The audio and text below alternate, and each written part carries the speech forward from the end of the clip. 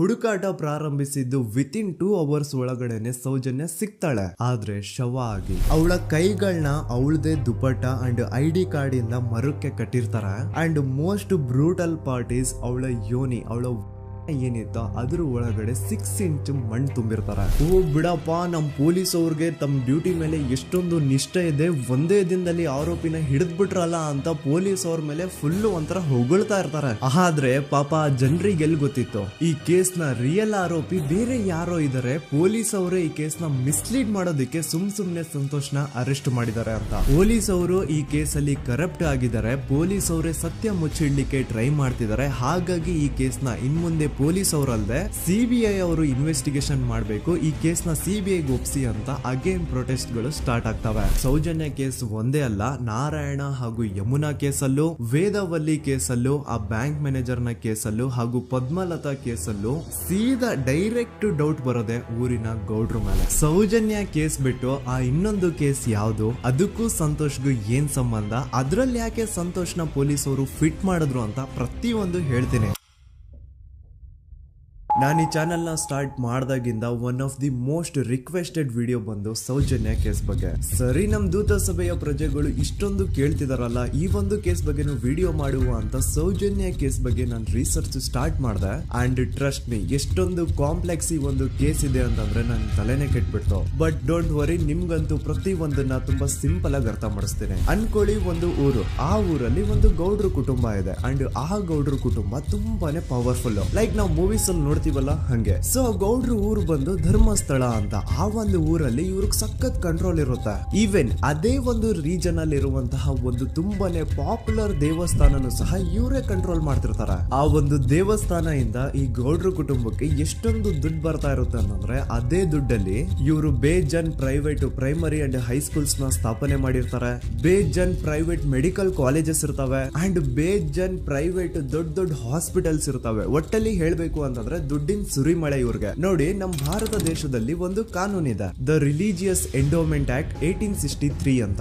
Basically ಈ ಒಂದು ಕಾನೂನು ಏನ್ ಹೇಳುತ್ತೆ ಅಂತಂದ್ರೆ, ಭಾರತದಲ್ಲಿ ಯಾವ್ದೆಲ್ಲ ಹಿಂದೂ ಟೆಂಪಲ್ಸ್ ಇದಾವೋ ಅವೆಲ್ಲ ಗವರ್ಮೆಂಟ್ ಪ್ರಾಪರ್ಟಿ. ಆ ಹಿಂದೂ ಟೆಂಪಲ್ಸ್ ನ ಮ್ಯಾನೇಜ್ಮೆಂಟ್ ಎಲ್ಲ ಗವರ್ಮೆಂಟ್ ಕೈಗೆ ಹೋಗಿ ಗವರ್ಮೆಂಟ್ ಡಿಸೈಡ್ ಮಾಡುತ್ತೆ ಆ ಮ್ಯಾನೇಜ್ಮೆಂಟ್ ಅಲ್ಲಿ ಯಾರ್ ಕೆಲ್ಸಕ್ಕೆ ಇರಬೇಕು, ಯಾರ್ ಕೆಲ್ಸಕ್ಕೆ ಇರಬಾರ್ದು, ಅಂಡ್ ಆ ಟೆಂಪಲ್ ಇಂದ ಬರ್ತಿರುವಂತಹ ಡೊನೇಷನ್ ಅಮೌಂಟ್ ನ ಏನ್ ಮಾಡಬೇಕು ಅಂತ. ಸೊ ಈ ಒಂದು ಕಾನೂನಿನ ಪ್ರಕಾರ ಗವರ್ಮೆಂಟ್ ಇಂಡಿಯಾದಲ್ಲಿ ಇರುವಂತಹ ಆಲ್ಮೋಸ್ಟ್ ಎಲ್ಲಾ ಹಿಂದೂ ಟೆಂಪಲ್ಸ್ ನ ತನ್ನ ಕಂಟ್ರೋಲ್ ಅಲ್ಲಿ ತಗೋತಾ ಇರ್ಬೇಕಾದ್ರೆ ಗವರ್ಮೆಂಟ್ ಅಫಿಷಿಯಲ್ಸ್ ಧರ್ಮಸ್ಥಳ ಶ್ರೀ ಮಂಜುನಾಥ ದೇವಸ್ಥಾನಕ್ಕೂ ರೀಚ್ ಔಟ್ ಮಾಡ್ತಾರೆ. ಅಂಡ್ ಆಗ ಇಷ್ಟು ದಿನ ಟೆಂಪಲ್ ನ ಕಂಟ್ರೋಲ್ ಮಾಡ್ತಿದ್ದಂತಹ ಆ ಗೌಡ್ರ ಕುಟುಂಬ ಏನ್ ಹೇಳುತ್ತೆ ಗೊತ್ತಾ, ಇಲ್ಲ ಇದು ಹಿಂದೂ ಟೆಂಪಲ್ ಅಲ್ಲ, ಇದು ಜೈನ್ ಫ್ಯಾಮಿಲಿಗೆ ಬಿಲಾಂಗ್ ಮಾಡುವಂತಹ ಒಂದು ಪ್ರೈವೇಟ್ ಟೆಂಪಲ್ ಅಂತ ಹೇಳ್ತಾರೆ. ನಾನು ಇಷ್ಟು ದಿನ ಧರ್ಮಸ್ಥಳ ಶ್ರೀ ಮಂಜುನಾಥ ದೇವಸ್ಥಾನ ಒಂದು ಹಿಂದೂ ಟೆಂಪಲ್ ಅಂತ ಅನ್ಕೊಂಡಿದ್ದೆ. ಆದ್ರೆ ಈಗಷ್ಟೇ ನನಗೂ ಗೊತ್ತಾಗಿದ್ದು ಇದು ಹಿಂದೂ ಟೆಂಪಲ್ ಅಲ್ಲ, ಇದು ಒಂದು ಜೈನ್ ಫ್ಯಾಮಿಲಿಗೆ ಬಿಲಾಂಗ್ ಮಾಡುವಂತಹ ಪ್ರೈವೇಟ್ ಜೈನ್ ಟೆಂಪಲ್ ಅಂತ.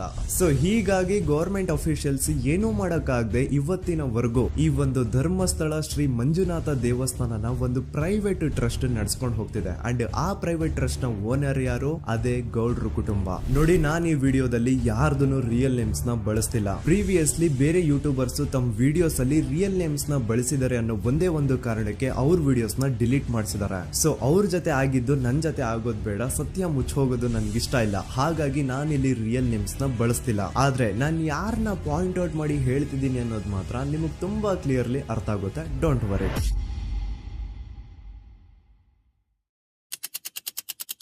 ದಿನಾಂಕ 9/10/2012. A very normal day for everyone except Soujanya.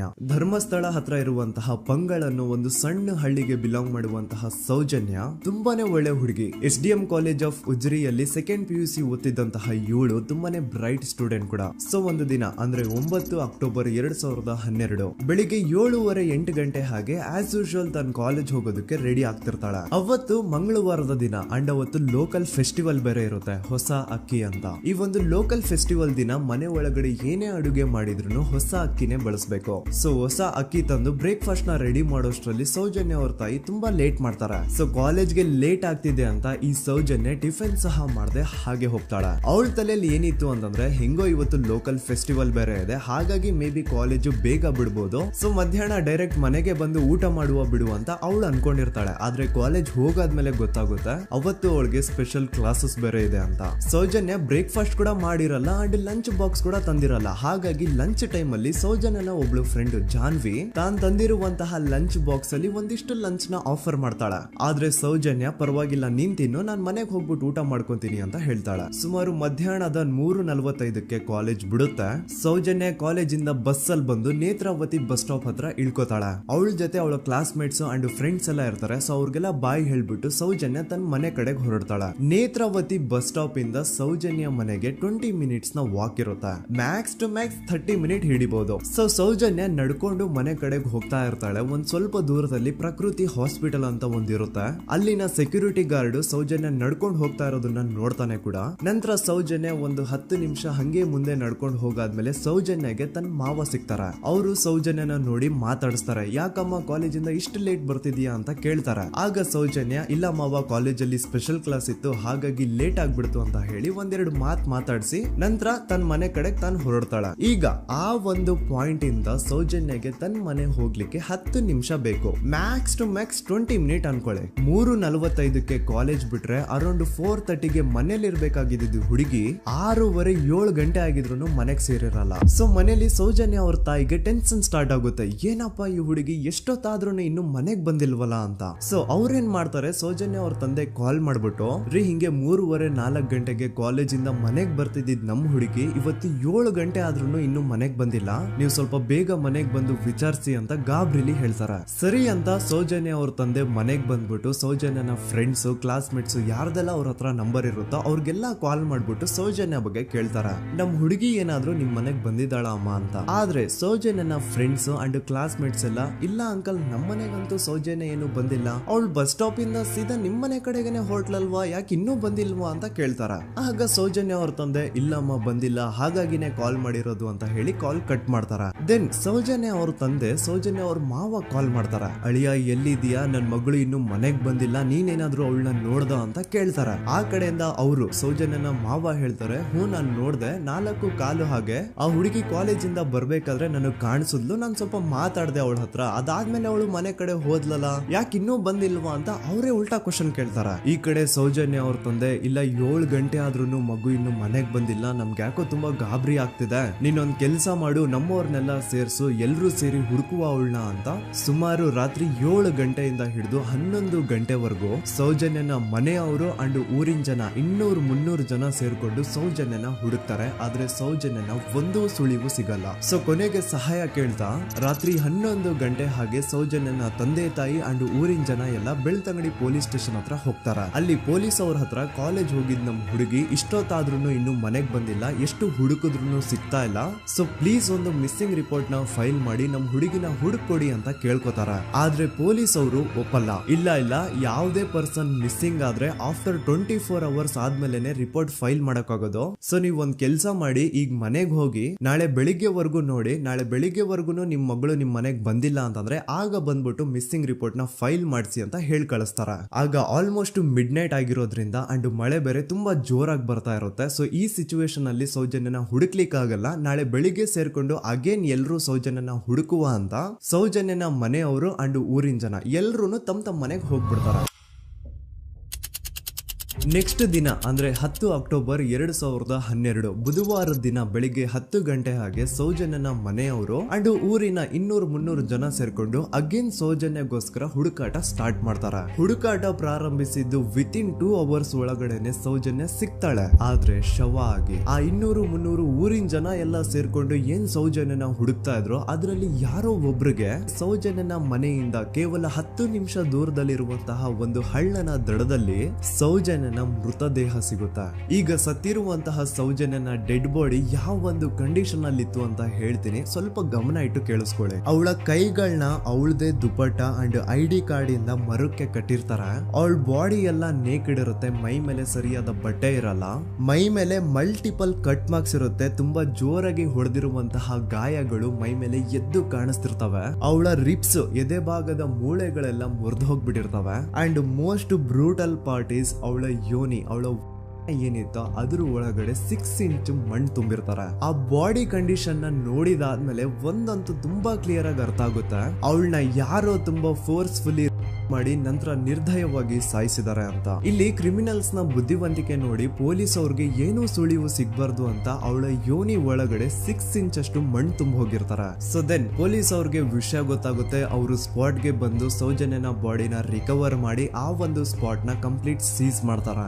ಒಬ್ಳು ಸಾಮಾನ್ಯ ಮಿಡಲ್ ಕ್ಲಾಸ್ ಹುಡುಗಿ, ಒಬ್ಳು ವೆರಿ ಬ್ರೈಟ್ ಸ್ಟೂಡೆಂಟ್ ನ ಈ ಮಟ್ಟಿಗೆ ಇಷ್ಟು ನಿರ್ದಯವಾಗಿ ಸಾಯಿಸಿರೋದು ಯಾರು?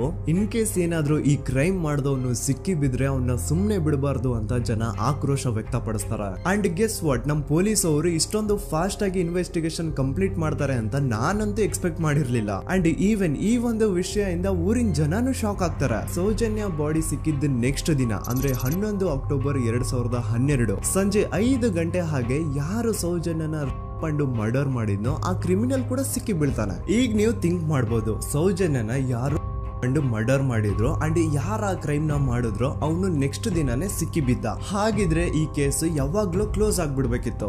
ಆದ್ರೂ ಸ್ಟಿಲ್ ಇವತ್ತಿನ ದಿನವರೆಗೂ ಯಾಕೆ ಈ ಕೇಸ್ ಪದೇ ಪದೇ ನ್ಯೂಸ್ ಅಲ್ಲಿ ಬರುತ್ತೆ ಅಂದ್ರೆ, ನಮ್ ದೂತ ಸಭೆಯ ಪ್ರಜೆಗಳೇ ರೆಡಿ ಆಗಿ, ಆರೋಪಿ ಸಿಕ್ಕಾದ್ಮೇಲೆ ಈ ಕೇಸು ಕ್ಲೋಸ್ ಆಗಿಲ್ಲ. ಆಕ್ಚುಲಿ ಈ ಕೇಸು ಓಪನ್ ಆಗಿದ್ದೆ ಈಗ. ನೋಡಿ, ಸೌಜನ್ಯನ ಬಾಡಿ ಸಿಕ್ಕಿದ್ದು ನೆಕ್ಸ್ಟ್ ದಿನ ಅಂದ್ರೆ 11 ಅಕ್ಟೋಬರ್ 2012 PSI ಯೋಗೇಶ್ ಅವರು ಯಾರನ್ನ ಈ ಕೇಸಲ್ಲಿ ಅರೆಸ್ಟ್ ಮಾಡಿದ್ರು ಅಂದ್ರೆ ಆತನ ಹೆಸರು ಬಂದು ಸಂತೋಷ್ ರಾವ್. 28-29 ವಯಸ್ಸಿರುವಂತಹ Santosh Rao first of all ಧರ್ಮಸ್ಥಳದವನು ಅಲ್ವೇ ಅಲ್ಲ, ಅವನು ಶೃಂಗೇರಿ ಅವನು. ಸಂತೋಷ್ ರಾವ್ ನ ತಂದೆ ಸ್ಕೂಲ್ ಟೀಚರು ಅಂಡ್ ತಾಯಿ ಹೌಸ್ ವೈಫ್. ಸಂತೋಷ್ ಮೊದ್ಲಿಂದನೂ ಒಂದ್ ಸ್ವಲ್ಪ ಮೆಂಟಲಿ ಇಲ್ಲಿರೋದ್ರಿಂದ ಅವನಿಗೆ ವಿದ್ಯೆ ಬರಹ ಅನ್ನೋದು ತಲೆಗೆ ಹೋಗಿರಲ್ಲ. ಹಾಗಾಗಿ ಅವನು ಶೃಂಗೇರಿಯಲ್ಲಿ ಒಂದು ಹೋಟೆಲ್ ಅಲ್ಲಿ ಕೆಲಸ ಮಾಡ್ತಿರ್ತಾನೆ. ಮೆಂಟಲಿ ಅನ್ಸ್ಟೇಬಲ್ ಇದ್ರೂ ಸಹ ಈತನಿಗೆ ದೇವ್ರ ಮೇಲೆ ಬಹಳ ನಂಬಿಕೆ ಇರುತ್ತೆ. ಹಾಗಾಗಿ ತಿಂಗಳಿಗೆ ಒಮ್ಮೆ ಆದ್ರೂ, ಅಟ್ಲೀಸ್ಟ್ 2 ತಿಂಗಳಿಗೆ ಒಮ್ಮೆ ಆದ್ರೂ ಈತ ಯಾವ್ದಾದ್ರು ಒಂದು ಪುಣ್ಯಕ್ಷೇತ್ರಕ್ಕೆ ವಿಸಿಟ್ ಮಾಡಿ ಬರ್ತಿರ್ತಾನೆ. ಹಾಗೇನೆ ಈ ಸತಿನೂ ಸಹ ಈತ ಧರ್ಮಸ್ಥಳಕ್ಕೆ ಬಂದಿರ್ತಾನೆ. ಇವನು ಧರ್ಮಸ್ಥಳಕ್ಕೆ ಬಂದಿದ್ದು ದಿನಾಂಕ 9 ಅಕ್ಟೋಬರ್ 2012. ಈ ದಿನಾಂಕನ ಸ್ವಲ್ಪ ನೋಟ್ ಮಾಡಿ ಇಟ್ಕೊಳ್ಳಿ, ಯಾಕಂತಂದ್ರೆ ಮುಂದೆ ಈ ಕೇಸಲ್ಲಿ ಇದೇ ಮೇಜರ್ ಟರ್ನಿಂಗ್ ಪಾಯಿಂಟ್. ಸೊ ಸೌಜನ್ಯನ ಡೆತ್ ಆಗಿಂತ ಒಂದು ದಿನ ಹಿಂದೆ ಧರ್ಮಸ್ಥಳಕ್ಕೆ ಬಂದಿರುವಂತಹ ಸಂತೋಷ್ ರಾವ್ಗೆ ಎಲ್ಲೂ ಉಳ್ಕೊಳ್ಳಿಕ್ಕೆ ಹೋಟೆಲ್ ಅಲ್ಲಿ ಅಥವಾ ಲಾಡ್ಜ್ ಅಲ್ಲಿ ರೂಮ್ ಸಿಗಲ್ಲ. ರೀಸನ್ ಇಷ್ಟೇ, ಸಂತೋಷ್ ರಾವ್ ನೋಡ್ಲಿಕ್ಕೆ ಸ್ವಲ್ಪ ಮೆಂಟಲಿ ಅನ್ಸ್ಟೇಬಲ್ ಪರ್ಸನ್ ತರ ಇರ್ತಾನೆ. ಅವನ ಅವತಾರ, ಅವನ ವೇಷಭೂಷಣ ಅಷ್ಟು ಸರಿ ಇರಲ್ಲ. ಹಾಗಾಗಿ ಇವನ್ಗೆ ಯಾವುದೇ ಒಂದು ಹೋಟೆಲ್ ಅಲ್ಲಿ ಅಥವಾ ಲಾಡ್ಜ್ ಅಲ್ಲಿ ಎಲ್ಲಿನೂ ರೂಮ್ ಸಿಗಲ್ಲ. ಸೊ ಉಳ್ಕೊಳ್ಳೋಕೆ ಜಾಗ ಸಿಗದೆ ಇವನೇನ್ ಮಾಡ್ತಾನೆ, ಅಲ್ಲೇ ಹತ್ರದಲ್ಲಿರುವಂತಹ ಬಾಹುಬಲಿ ಬೆಟ್ಟಕ್ಕೆ ಹೋಗಿ ಅಲ್ಲಿರುವಂತಹ ಬಾಹುಬಲಿ ಸ್ಟ್ಯಾಚು ಹತ್ರನೇ ಆಶ್ರಯ ತಗೊಳ್ತಾನೆ. ಅಂಡ್ 1-2 ದಿನ ಅವನು ಅಲ್ಲೇ ಉಳ್ಕೋತಾನೆ ಕೂಡ. ಡೇ ಟೈಮ್ ಅಲ್ಲಿ ಧರ್ಮಸ್ಥಳಕ್ಕೆ ಬಂದು ಧರ್ಮಸ್ಥಳ ಶ್ರೀ ಮಂಜುನಾಥ ದೇವಸ್ಥಾನದಲ್ಲಿದ್ದು ಅಲ್ಲೇ ಪ್ರಸಾದ ಊಟ ಎಲ್ಲ ಮಾಡಿ ನಂತರ ನೈಟ್ ಆಗ್ತಿದ್ದಂಗೆ ಬಾಹುಬಲಿ ಬೆಟ್ಟಕ್ಕೆ ಹೋಗಿ ಆ ಸ್ಟ್ಯಾಚು ಹತ್ರನೇ ಮಲ್ಕೊಳ್ತಿರ್ತಾನೆ. ಸೊ ಒಂದು ದಿನ ಅಂದ್ರೆ 11 ಅಕ್ಟೋಬರ್ 2012 ಸಂಜೆ 5 ಗಂಟೆ ಹಾಗೆ ಈ ಸಂತೋಷ್ ರಾವ್ ತನ್ನ ಪಾಡಿಗೆ ತಾನು ಆ ಬೆಟ್ಟದ ಮೇಲೆ ಕೂತ್ಕೊಂಡು ಸೀನರೀಸ್ ನ ಎಂಜಾಯ್ ಮಾಡ್ತಾ ಇರಬೇಕಾದ್ರೆ ಯಾರೋ ಅದೇ ಊರಿನ 5 ಜನ ಕಿಡಿಗೇಡಿಗಳು ಬಂದು ಇವನ್ ಹತ್ರ ಜಗಳ ತೆಗಿತಾರ. ಈ 5 ಜನ ಯಾರು ಅಂತ ನಂತರ ಹೇಳ್ತೇನೆ. ಸೊ ಈ 5 ಜನ ಕಿಡಿಗೇಡಿಗಳು ಸಂತೋಷ್ ರಾವ್ ಹತ್ರ ಜಗಳ ತೆಗೆದು ಅವನ ಅವಾಚ್ಯ ಶಬ್ದಗಳಿಂದ ಬೈದು ಅವನ್ನ ಹೊಡೆದು, ಅಷ್ಟೇ ಸಾಲದೆ ಆ 5 ಜನ ಸಂತೋಷ್ ರಾವ್ನ ಪೊಲೀಸ್ ಸ್ಟೇಷನ್ಗೆ ಎಳ್ಕೊಂಡ್ ಬಂದು ಇವನು ನಾವು ಬಾಹುಬಲಿ ಬೆಟ್ಟಕ್ಕೆ ಅಂತ ಹೋಗಿದ್ರೆ ಅಲ್ಲಿ ನಮ್ಮ ಮೇಲೆ ಅಟ್ಯಾಕ್ ಮಾಡ್ದ, ಇವ್ನು ನೋಡ್ಲಿಕ್ಕೂ ಸಹ ಒಳ್ಳೆ ಸೈಕೋ ಕಿಲ್ಲರ್ ಇದ್ದಂಗಿದಾನೆ, ನಮ್ಗೆ ಯಾಕೋ ನಿನ್ನೆ ನಮ್ಮೂರಲ್ಲಿ ನಡೆದಿರುವಂತಹ ಘಟನೆ ಆ ಸೌಜನ್ಯನ ಮರ್ಡರ್ ಇವನೇ ಮಾಡಿದಾನೆ ಅಂತ ಡೌಟ್ ಬರ್ತಿದೆ ಅಂತ ಆ 5 ಜನ ಕಿಡಿಗೇಡಿಗಳು ಸಂತೋಷ್ ರಾವ್ನ ಪೊಲೀಸ್ ಅವ್ರ ಹತ್ರ ಹಾಕೊಡ್ತಾರೆ. ಅಂಡ್ ಪೊಲೀಸ್ ಅವರು ಕೂಡ ಎಂತವ್ರು ನೋಡಿ, ಯಾರೋ 5 ಜನ ಕಿಡಿಗೇಡಿಗಳು ಬಂದು ಇವನೇ ಕೊಲೆ ಮಾಡಿದಾನೆ ಅಂತ ಹೇಳಿದ ತಕ್ಷಣ ಹಿಂದೆ ಮುಂದೆ ಕ್ರಾಸ್ ಚೆಕ್ ಮಾಡದೆ ಸಂತೋಷ್ ರಾವ್ನ ಅರೆಸ್ಟ್ ಮಾಡಿ ಸೌಜನ್ಯ ಕೇಸ್ನ ಆರೋಪಿ ಸಿಕ್ಕಿದಾನೆ ಅಂತ ಎಲ್ಲಾ ಕಡೆ ಘೋಷಣೆ ಮಾಡ್ಬಿಡ್ತಾರ. ಜನರಿಗೆ ಈ ಕಡೆ ಒಂಥರ ನೆಮ್ಮದಿ, ಓ ಬಿಡಪ್ಪ ನಮ್ ಪೊಲೀಸ್ ಅವ್ರಿಗೆ ತಮ್ಮ ಡ್ಯೂಟಿ ಮೇಲೆ ಎಷ್ಟೊಂದು ನಿಷ್ಠೆ ಇದೆ, ಒಂದೇ ದಿನದಲ್ಲಿ ಆರೋಪಿನ ಹಿಡಿದ್ಬಿಟ್ರಲ್ಲ ಅಂತ ಪೊಲೀಸ್ ಅವ್ರ ಮೇಲೆ ಫುಲ್ ಒಂಥರ ಹೊಗಳ್ತಾ ಇರ್ತಾರೆ. ಆದ್ರೆ ಪಾಪ ಜನರಿಗೆ ಎಲ್ಲಿ ಗೊತ್ತಿತ್ತು ಈ ಕೇಸ್ ನ ರಿಯಲ್ ಆರೋಪಿ ಬೇರೆ ಯಾರೋ ಇದಾರೆ, ಪೊಲೀಸ್ ಅವರೇ ಈ ಕೇಸ್ ನ ಮಿಸ್ಲೀಡ್ ಮಾಡೋದಕ್ಕೆ ಸುಮ್ನೆ ಸಂತೋಷ್ ನ ಅರೆಸ್ಟ್ ಮಾಡಿದ್ದಾರೆ ಅಂತ. ಸೊ ಸಂತೋಷ್ ರಾವ್ ಒಂದು ಹುಡುಗಿಯ ರೇಪ್ ಅಂಡ್ ಮರ್ಡರ್ ಕೇಸ್ ಅಲ್ಲಿ ಅರೆಸ್ಟ್ ಆಗಿದ್ದಾನೆ ಅನ್ನೋ ವಿಷಯ ಸಂತೋಷ್ ನ ತಾಯಿಗೆ ಗೊತ್ತಾದಾಗ ಅವ್ರ ಪಾಪ ನೋವಲ್ಲಿ ಕುರ್ಗಿ ಸಾಯ್ತಾರ. ಅಂಡ್ ಇನ್ನು ಅವ್ರ ತಂದೆ ಒಂದು ಕಡೆ ಪಾಪ ಹೆಂಡತಿನ ಕಳ್ಕೊಂಡಿರುವಂತಹ ನೋವು, ಇನ್ನೊಂದು ಕಡೆ ಮಗ ನೋಡಿದ್ರೆ ಯಾವ್ದೋ ಫಾಲ್ಸ್ ಕೇಸ್ ಅಲ್ಲಿ ಅರೆಸ್ಟ್ ಆಗಿದ್ದಾನೆ. ಈ ಕಡೆ ಕೇಸ್ ನ ಇನ್ವೆಸ್ಟಿಗೇಷನ್ ನಡೀತಾ ಇದೆ. ಅಂಡ್ ಇಲ್ಲಿ ನಾನು PSI ಯೋಗೇಶ್ ಅವ್ರ ಬಗ್ಗೆ ಅಂತೂ ಮೆನ್ಷನ್ ಮಾಡ್ಲೇಬೇಕು. ಈ ಪೊಲೀಸ್ ಆಫೀಸರು ಗೊತ್ತಿದ್ದು ಈ ತಪ್ಪನ ಮಾಡಿದ್ರು ಅಥವಾ ಗೊತ್ತಿಲ್ದೇನೆ ಈ ತಪ್ಪನ ಮಾಡಿದ್ರು ನನ್ಗಂತೂ ಗೊತ್ತಿಲ್ಲ. ಸೊ ಇವ್ರು ಏನ್ ಮಾಡ್ತಾರೆ ಅಂತಂದ್ರೆ ಸೌಜನ್ಯನ ಬಾಡಿನ ಪೋಸ್ಟ್ ಮಾರ್ಟಮ್ ಗೆ ಕಳಿಸಿದಾಗ ಡಾಕ್ಟರ್ಸ್ ಹಂಗೋ ಹಿಂಗೋ ಮಾಡಿ ಇಂದ ಕೆಲವೊಂದು ಸ್ಪರ್ಮ್ ನ ಸ್ಯಾಂಪಲ್ಸ್ ಕಲೆಕ್ಟ್ ಮಾಡ್ತಾರ. ಅದನ್ನ ಅವರು PSI ಯೋಗೇಶ್ಗೆ ಕೊಟ್ಟು ಇದನ್ನ ವಿತಿನ್ 72 ಅವರ್ಸ್ ಒಳಗಡೆ ಇನ್ನೊಂದು ಲ್ಯಾಬ್ ಗೆ ಸಬ್ಮಿಟ್ ಮಾಡಿ ಅಂತ ತುಂಬಾ ಕ್ಲಿಯರ್ ಆಗಿ ಹೇಳ್ತಾರೆ. ಆದ್ರೆ PSI ಯೋಗೇಶ್ ಆ ಸ್ಪರ್ಮ್ ಸ್ಯಾಂಪಲ್ಸ್ ನ ವಿತಿನ್ 72 ಅವರ್ಸ್ ಒಳಗಡೆ ಲ್ಯಾಬ್ ಕಳ್ಸೋದಿರ್ಲಿ, ಅದನ್ನ 12 ದಿನ ಆದ್ಮೇಲೆ ಲ್ಯಾಬ್ ಕಳಿಸ್ತಾರ. ಅಷ್ಟೊತ್ತಿಗೆ ಆಲ್ರೆಡಿ ಆ ಸ್ಪರ್ಮ್ ಸ್ಯಾಂಪಲ್ಸ್ ಗೆಲ್ಲ ಫಂಗಸ್ ಹಿಡಿದು ಅದು ಅನ್ಫಿಟ್ ಫಾರ್ ಟೆಸ್ಟಿಂಗ್ ಅಂತ ಬರುತ್ತೆ. ಈಗ ನೀವೇ ಹೇಳಿ, ಎಂತ ಡಂಬೆಸ್ಟ್ ಪರ್ಸನ್ ಪೊಲೀಸ್ ಆಫೀಸರ್ ಆಗಿದ್ರು ಅವನ ಹತ್ರ ಒಂದು ಮರ್ಡರ್ ಕೇಸ್ ಬಂದಾಗ ಅವನ ಹತ್ರ ಇರೋ ಮೇನ್ ಸಾಕ್ಷಿನೇ, ಮೇನ್ ಎವಿಡೆನ್ಸ್ ಆ ಹುಡುಗಿಯ ಇಂದ ಕಲೆಕ್ಟ್ ಆಗುವಂತಹ ಸ್ಪರ್ಮ್ ಸ್ಯಾಂಪಲ್ಸ್. ಸೊ ಅದನ್ನ ಮೊದಲು ಲ್ಯಾಬ್ ಕಳಿಸಿ ಅದನ್ನ ಐಡೆಂಟಿಫೈ ಮಾಡೋದು ಪೊಲೀಸ್ ಅವರ ಫಸ್ಟ್ ಡ್ಯೂಟಿ. ಆದ್ರೆ ಇಲ್ಲಿ PSI ಯೋಗೇಶ್ ಅವರು ಇದನ್ನೇ ಮರ್ತು ಹೋದ್ರು ಅಂತ ನೋಡಿ. ಯಾವುದೇ ಒಂದು ಕೇಸ್ ಅಲ್ಲಿ ಪೊಲೀಸ್ ಅವರು ಆದಷ್ಟು ಎವಿಡೆನ್ಸ್ ನ ಕಲೆಕ್ಟ್ ಮಾಡೋದಕ್ಕೆ ಟ್ರೈ ಮಾಡ್ತಾರ. ಆದ್ರೆ ಈ ಒಂದು ಕೇಸ್ ಅಲ್ಲಿ ಮಾತ್ರ ಪೊಲೀಸ್ ಅವರು ಎವಿಡೆನ್ಸ್ ನ ಕಲೆಕ್ಟ್ ಮಾಡೋ ಬದಲಾಗಿ ಎವಿಡೆನ್ಸ್ ನ ಡಿಸ್ಟ್ರಾಯ್ ಮಾಡೋದ್ರಲ್ಲಿ ಮುಂದೆ ಇದ್ರು. ಅಷ್ಟೇ ಅಲ್ಲದೆ ಈ ಪೊಲೀಸ್ ಆಫೀಸರ್ ಸೇರ್ಕೊಂಡು ಸಂತೋಷ್ ರಾವ್ಗೆ ಸೆಲ್ ಅಲ್ಲಿ ಎಂತ ಟಾರ್ಚರ್, ಎಂತ ಹಿಂಸೆ ಕೊಡ್ತಾರೆ ಅಂದ್ರೆ ನೆನ್ಸ್ಕೊಂಡ್ರೆ ಮೈ ಜುಮ್ ಅನ್ನುತ್ತಾ. ಹೊಡಿಯೋದು, ಕೆಟ್ಟದಾಗ ಬೈಯೋದು, ಇದೆಲ್ಲ common. Most brutal parties Santosh ರಾವ್ನ ಪ್ಯಾಂಟ್ ಬಿಚ್ಚಿ ಅವನ ಪ್ರೈವೇಟ್ ಪಾರ್ಟ್ ಮೇಲೆ ಬಿಸಿ ಬಿಸಿ ಕುದೀತಾ ಇರುವಂತಹ ನೀರ್ ಚಲ್ತಾರ. ಈ ಕ್ರೈಮ್ ನೀನೇ ಮಾಡಿದ್ಯಾ ಅಂತ ಒಪ್ಕೋ, ಇಲ್ಲ ಅಂತಂದ್ರೆ ನಿನ್ನ ಸೆಲ್ ಒಳಗಡೆನೆ ಸಾಯಿಸ್ಬಿಡ್ತೀವಿ, ನಿನ್ನ ತಂದೆ ತಾಯಿ ಎಲ್ರು ಸಾಯಿಸ್ಬಿಡ್ತೀವಿ ಅಂತ ಬ್ಲಾಕ್ ಮೇಲ್ ಮಾಡ್ತಾರ. ನೋಡಿ, ಸಂತೋಷ್ ರಾವ್ ಜಾಗದಲ್ಲಿ ನನ್ನಂತ ನಿಮ್ಮಂತ ನಾರ್ಮಲ್ ಪರ್ಸನ್ ಯಾರಾದ್ರೂ ಇದ್ದಿದ್ರೆ ಪೊಲೀಸ್ ಅವರು ಕೊಡ್ತಿರುವಂತಹ ಹಿಂಸೆನ ತಡ್ಕೊಳಕ್ಕಾಗದೆ ಆ ಕ್ರೈಮ್ ಮಾಡಿಲ್ಲ ಅಂದ್ರೂ ಮಾಡಿದೀನಿ ಅಂತ ಒಪ್ಕೊಬಿಡ್ತಾ ಇದ್ವಿ. ಆದ್ರೆ ಸಂತೋಷ್ ರಾವ್ ಮೆಂಟಲಿ ಇಲ್ಲಿರೋದೇ ಅವನ್ಗೆ ಅಡ್ವಾಂಟೇಜ್ ಆಗೋಯ್ತು. ಪೊಲೀಸ್ಗಳು ಸಂತೋಷ್ ರಾವ್ಗೆ ಎಷ್ಟೇ ಹೊಡೆದ್ರು, ಎಷ್ಟೇ ಬೈದ್ರು, ಎಷ್ಟೇ ಬ್ಲಾಕ್ ಮೇಲ್ ಮಾಡಿದ್ರು ಸಂತೋಷ್ ರಾವ್ ಬಾಯಲ್ಲಿ ನಾನ್ ಈ ಕ್ರೈಮ್ ನ ಮಾಡಿಲ್ಲ ಅಂತಾನೆ ಬರುತ್ತೆ ಹೊರತು ಆ ಕ್ರೈಮ್ ನ ಅವನು ಒಪ್ಕೊಳ್ಳೋದೇ ಇಲ್ಲ. ದೆನ್ ಕೋರ್ಟ್ ಟ್ರಯಲ್ಸ್ ಸ್ಟಾರ್ಟ್ ಆಗುತ್ತೆ. ಈ ಕ್ರೈಮ್ ನ ಸಂತೋಷೇ ಮಾಡಿದಾನೆ ಅಂತ ಸೌಜನ್ಯ ಕಡೆಯ ಲಾಯರ್ ವಾದ ಮಾಡ್ತಾನೆ. ಅದಕ್ಕೆ ಆಪೋಸಿಟ್ ಆಗಿ ಸಂತೋಷ್ ರಾವ್ ಕಡೆಯಿಂದ ಒಬ್ರು ಲಾಯರ್ ಇಲ್ಲ, ಸಂತೋಷ್ ರಾವ್ ಈ ಕ್ರೈಮ್ ನ ಮಾಡ್ಲಿಕ್ಕೆ ಸಾಧ್ಯನೇ ಇಲ್ಲ ಅಂತ ವಾದ ಮಾಡ್ತಿರ್ತಾರೆ. ಅಂಡ್ ಕೋರ್ಟ್ ಇಂದ ಆಚೆಗಡೆ ಸಂತೋಷ್ ರಾವ್ ನ ಅಗೇನ್ಸ್ಟ್ ಸ್ಟೂಡೆಂಟ್ಸ್ ಪ್ರೊಟೆಸ್ಟ್ ನಡೆಯುತ್ತೆ, ಪಬ್ಲಿಕ್ ಪ್ರೊಟೆಸ್ಟ್ ನಡೆಯುತ್ತೆ. ಅರೆಸ್ಟ್ ಆಗಿರುವಂತಹ ಸಂತೋಷ್ ರಾವ್ಗೆ ಗಲ್ಲಿಗೇರಿಸ್ರಿ ಅಂತ ಅವ್ರು ಡಿಮ್ಯಾಂಡ್ ಮಾಡ್ತಿರ್ತಾರೆ. ಸೊ ಹೀಗೆ ಒಂದು 2-3 ವರ್ಷ ಕಳೆದು ಹೋಗುತ್ತೆ. ನಂತರ ಒಂದು ಕೋರ್ಟ್ ಟ್ರಯಲ್ ಅಲ್ಲಿ ಸಂತೋಷ್ ರಾವ್ ಪರವಾಗಿ ಹೋರಾಡ್ತಿದ್ದಂತಹ ಲಾಯರ್ ಯಾಕೆ ಈ ಕೇಸ್ ಅಲ್ಲಿ ಸಂತೋಷ್ ಆರೋಪಿ ಅಲ್ಲ ಅಂತ ಪ್ರೂವ್ ಮಾಡ್ಲಿಕ್ಕೆ ಕೆಲವೊಂದು ಪಾಯಿಂಟ್ಸ್ ನ ಮುಂದೆ ಇಡ್ತಾರೆ. ಅದೇನಂತಂದ್ರೆ, ಮೊದಲನೇದಾಗಿ ಸಂತೋಷ್ ರಾವ್ ಈ ಕ್ರೈಮ್ ನ ಮಾಡಿದಾನೆ ಅಂತ ಒಬ್ರು ಒಂದು ಐ ವಿಟ್ನೆಸ್ ಇರಲ್ಲ. ಇನ್ನೊಂದೇನು ಅಂತಂದ್ರೆ, ಯಾವೊಂದು ಕಂಡೀಷನ್ ಅಲ್ಲಿ, ಯಾವೊಂದು ಬ್ರೂಟಲ್ ಕಂಡೀಷನ್ ಅಲ್ಲಿ ಸೌಜನ್ಯನ ಬಾಡಿ ಸಿಕ್ಕಿತ್ತೋ ಅದನ್ನ ಗಮನದಲ್ಲಿ ಇಟ್ಕೊಂಡು ಸ್ವಲ್ಪ ಪ್ರಾಕ್ಟಿಕಲ್ ಆಗಿ ಥಿಂಕ್ ಮಾಡಿದ್ರೆ ಆ ಒಂದು ಭೀಕರ ಕ್ರೈಮ್ ನ ಒಬ್ನೇ ಮಾಡ್ಲಿಕ್ಕೆ ಸಾಧ್ಯನೇ ಇಲ್ಲ. ಇನ್ನೊಂದು ಪಾಯಿಂಟ್ ಏನು ಅಂತಂದ್ರೆ, ಸೌಜನ್ಯನ ಇಂದ ಪೊಲೀಸ್ ಅವ್ರಿಗೆ ಯಾವುದೇ ಸ್ಪರ್ಮ್ ಸ್ಯಾಂಪಲ್ ಸಿಗ್ಬಾರ್ದು ಅಂತ 6 ಇಂಚು ಅಷ್ಟು ಮಣ್ಣು ಹಾಕಿರ್ತಾರ. ಸೊ ಈಗ ನೀವೇ ಹೇಳಿ, ಮೆಂಟಲಿ ಇಲ್ಲಿರುವಂತಹ ಪರ್ಸನ್ಗೆ ಇಷ್ಟೊಂದು ಬುದ್ಧಿವಂತಿಕೆ ಇರುತ್ತಾ ಅನ್ಕೊಳ್ಳಿ. ಅಷ್ಟೊಂದು ಬುದ್ಧಿವಂತಿಕೆ ಅವ್ನಿಗಿದ್ರೂನು ಆ ಕ್ರೈಮ್ ಮಾಡಾದ್ಮೇಲೆ ಅವನ ಆ ಊರಿಂದ ಓಡ್ ಹೋಗ್ಬೋದಾಗಿತ್ತು. ಆದ್ರೆ ಮತ್ತ್ಯಾಕೆ ಅವನು ಅದೇ ಊರಲ್ಲೇ ಇರ್ತಾನೆ. ಅಂಡ್ ಸೌಜನ್ಯ ಕೊನೆಯದಾಗಿ ಪ್ರಕೃತಿ ಹಾಸ್ಪಿಟಲ್ ಮುಂದ್ಗಡೆಯಿಂದ ನಡ್ಕೊಂಡು ಹೋಗ್ತಾ ಇರ್ಬೇಕಾದ್ರೆ ಆ ಪ್ರಕೃತಿ ಹಾಸ್ಪಿಟಲ್ ನ ಸೆಕ್ಯೂರಿಟಿ ಗಾರ್ಡ್ ನೋಡ್ತಾನೆ. ಅಂಡ್ ಪ್ರಕೃತಿ ಹಾಸ್ಪಿಟಲ್ ನ ಆಚೆಗಡೆ CCTV ಕ್ಯಾಮೆರಾನು ಇರುತ್ತೆ. ಸಡನ್ಲಿ ಆ CCTV ಫುಟೇಜ್ ಕೂಡ ಕಾಣೆ ಆಗ್ಬಿಡುತ್ತಾ. ಇನ್ನೊಂದೇನು ಅಂತಂದ್ರೆ, ಸೌಜನ್ಯ ಮರ್ಡರ್ ಆಗಿದ್ದು ನೆಕ್ಸ್ಟ್ ದಿನಾನೇ ಪೊಲೀಸ್ ಅವರು ಆರೋಪಿನ ಹಿಡಿದ್ರು. ಸೊ ಹಾಗಿದ್ದಾಗ ಆ ಕಲೆಕ್ಟ್ ಮಾಡಿರುವಂತಹ ಸ್ಪರ್ಮ್ ಸ್ಯಾಂಪಲ್ಸ್ ನ ಲ್ಯಾಬ್ ಗೆ ಕಳಿಸಿ ಇವನೇ ಆರೋಪಿ ಅಂತ ಕನ್ಫರ್ಮ್ ಮಾಡೋ ಬದಲಾಗಿ ಯಾಕೆ ಪೊಲೀಸ್ ಅವರು ಆ ಸ್ಪರ್ಮ್ ಸ್ಯಾಂಪಲ್ಸ್ ನ ತಮ್ಮ ಹತ್ರನೇ ಇಟ್ಕೊಂಡು 12 ದಿನವರೆಗೂ ಅದಕ್ಕೆ ಫಂಗಸ್ ಹಿಡಿಯೋವರೆಗೂ ಕಾದು ಆಮೇಲೆ ಅದನ್ನ ಲ್ಯಾಬ್ ಕಳಿಸಿದ್ರು. ಅಂಡ್ ಮೇನ್ ಇಂಪಾರ್ಟೆಂಟ್ ಆಗಿ ಸಂತೋಷ್ ರಾವ್ಗೆ ಒಂದು ಗುಪ್ತ ರೋಗ ಇರುತ್ತೆ, ಅದೇ ಫಿಮೋಸಿಸ್ ಅಂತ. ಈ ಕಾಯಿಲೆ ಏನು ಅಂತ ನಾನು ಈ ವಿಡಿಯೋದಲ್ಲಿ ಡೀಟೇಲ್ಡ್ ಆಗಿ ಎಕ್ಸ್ಪ್ಲೈನ್ ಮಾಡ್ಲಿಕ್ಕೆ ಆಗಲ್ಲ. ಜಸ್ಟ್ ತಿಳ್ಕೊಳ್ಳಿ,